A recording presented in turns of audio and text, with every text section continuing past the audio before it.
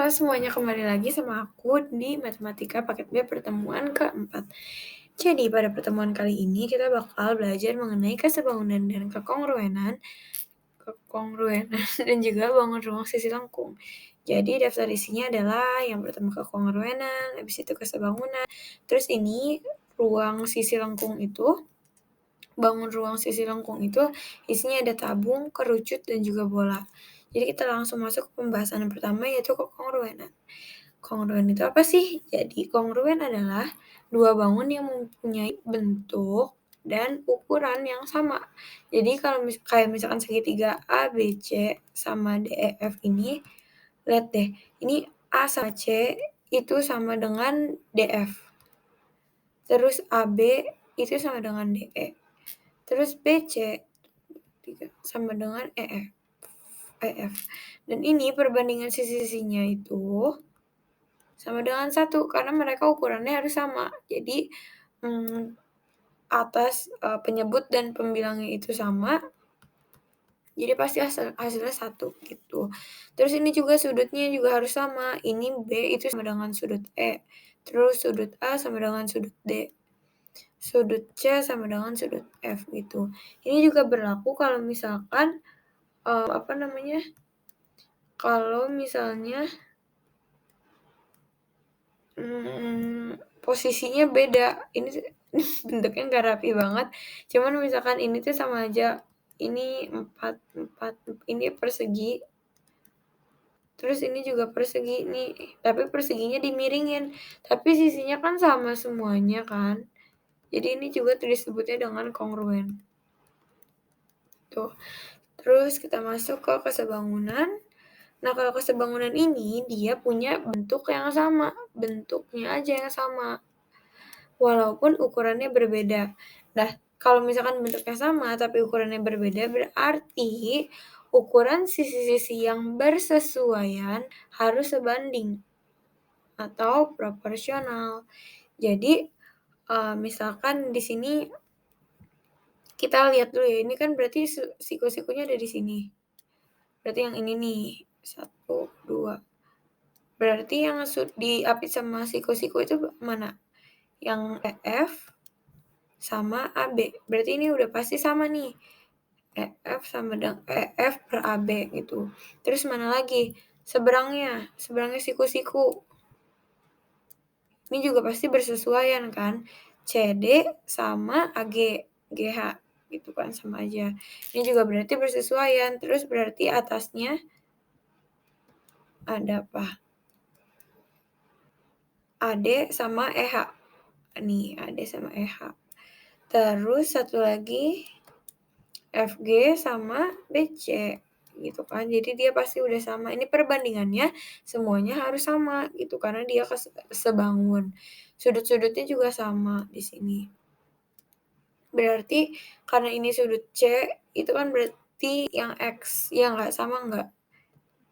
Ini berarti sudut X sama dengan sudut C sama dengan 22,6 gitu.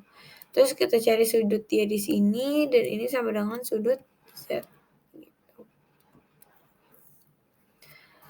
Masuk. Nah, tapi kesebangunan ini ada cara khususnya nih buat di segitiga dan teorema ini bakal kepake banget buat nanti-nantinya disebut juga dengan segitiga air mancur. Kenapa disebutnya segitiga air mancur? Karena lihat nih, AB kuadrat sama dengan BD per BC.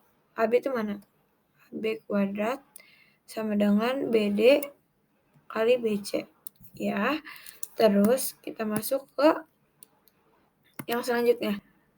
AC kuadrat. AC kuadrat di sini sama dengan CD dikali DCB kan.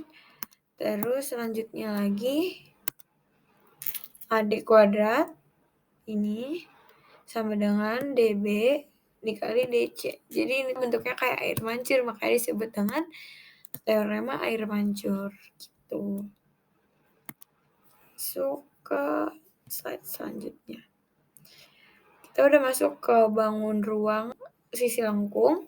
Jadi yang pertama ada tabung. Di sini kita cuma butuh ngafalin apa namanya, ngafalin rumus-rumusnya, karena nanti juga soal-soalnya tuh sangat erat kaitannya sama ini dan kayaknya sih bakal seputar ini doang gitu. Jadi nggak usah sibuk-sibuk belajar yang lain, cukup hafalin aja rumusnya.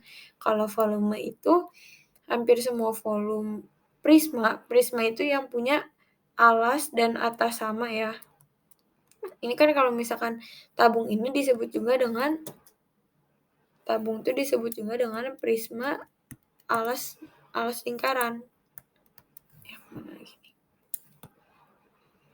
Disebut juga dengan prisma alas lingkaran kan.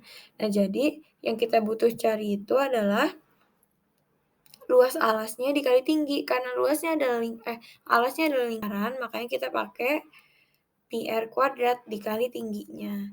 Dan luas permukaannya itu kita pakai rumus ini, 2 pi r tambah T. Kalau luas selimut itu ini nih ini kan kalau dipecah jadinya kayak gini kan.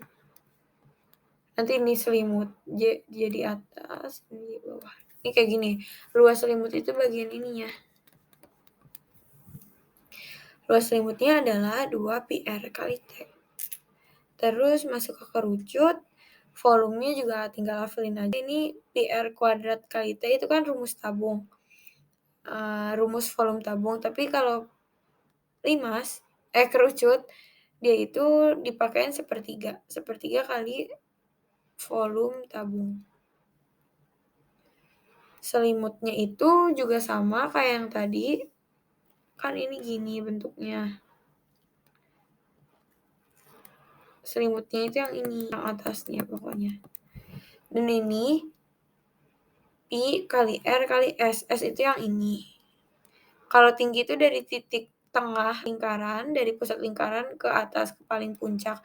Kalau S itu berarti dari puncak ke ujung lingkaran, sini. Namanya S. Luas permukaannya pi kali R kali S tambah R. Terus kita masuk ke bola.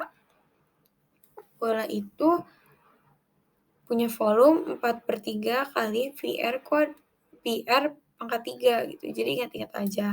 Terus kalau luas permukaannya 4 pi r kuadrat.